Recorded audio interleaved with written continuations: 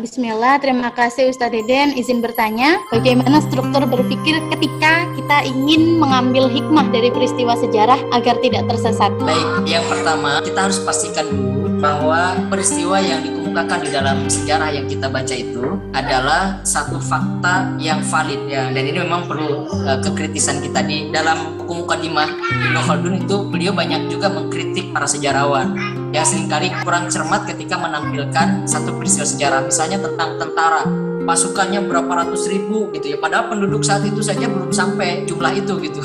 Ya banyak hal yang bisa kita lakukan, misalnya dengan membandingkan dengan referensi yang lainnya, kira-kira sama enggak gitu jumlah ini atau peristiwanya sama berjalannya begitu atau tidak. Yang kedua ya kita perlu mengupas satu-satu, saya kira seperti tadi yang misalnya dilakukan Syekh Munir Muhammad Al-Ghodbani. Jadi daya kritis kita ini harus kita on-kan. Kenapa begitu ya? Ada apa ya? Apa hikmahnya ya? Jadi selalu bertanya gitu. Ya, misalnya kebangkitan di masa Salahuddin, kenapa bisa terbentuk generasi Salahuddin itu?